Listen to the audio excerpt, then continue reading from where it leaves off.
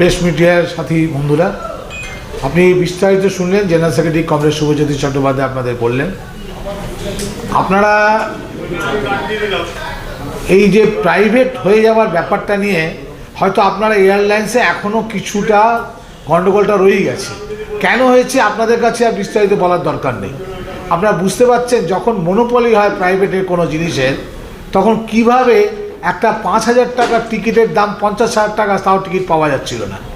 আমরা সেই জায়গায় রুখে দাঁড়িয়েছি, প্রতিবাদ করছি। আমরা কোনো পলিটিক্যাল, আমাদের কোনো রাজনৈতিক কালার নেই, কিন্তু আমাদের সুবিধে এটাই যে কোনো রাজনৈতিক দল যখন সরকারের থেকে কোনো অন্যায় করে আমরা প্রতিবাদ করি, আর যে কোনো রাজনৈতিক দল যখন কোনো ভালো কাজ করে আমরা তাকে সমর্থন করি, তার সাথে থাকি।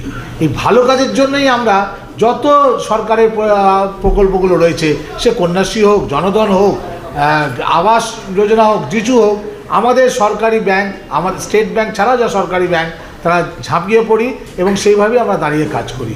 আজ এসআইআর নিয়েও আমরা সেভাবেই ঝাঁপিয়ে পড়েছি, আমরা করছি। আমাদের কিন্তু আপনারা জানেন না হয়তো যে কী অবস্থা, যারা আছে তারা বন্দির মতন কাজ করছে, তবু আমরা করছি যে যদি এটা ভালো হয়, যদি দেশের কিছু করা যায় দেশের জন্য। আমরা যখন করোনার সময় আমরা বহু সাথীকে হারিয়েছি, বহু সাথীকে। তার ডেড বডি নেওয়ার মতন লোকের আমরা গেছি পাশে, কিন্তু ডেড বডি ডাক্তাররা দিক তখন যারা মারা যাওয়ার পরে কাছে যাওয়ার লোক ছিল না, তখনও আমরা দাঁড়িয়েছি।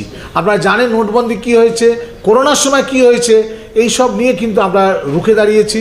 আমরা চাই যে আপনাদের সমর্থন, যে এই দেশটা আমাদের, এই ব্যাংকটা আমাদের, দেশের রাষ্ট্রীয় যত রাষ্ট্রকৃত জিনিসগুলো রয়েছে সব আমাদের। এইটা যদি এক এক করে মুষ্টিমেয় ২-৪ জন লোকের কাছে চলে যায়, আর কিছু হলে যারা এই সরকারি ব্যাংকের লোন নিয়ে বিদেশে আরামে ঘুরে বেড়াচ্ছে, মিডিয়ায় দেখেন তারা 31 ডিসেম্বরও করছে, 1 জানুয়ারিও করছে, 25 ডিসেম্বরও করছে, পালন করছে, অথচ দেশে এই আমাদের সরকারি ব্যাংকের টাকা নিয়ে যে বসে আছে তাতে সরকারের হুঁশ নেই। আপনারা এগিয়ে আসুন, আপনারা আমাদের সাথে থাকলে আমরা এই যুদ্ধ জয় করব। Thank you.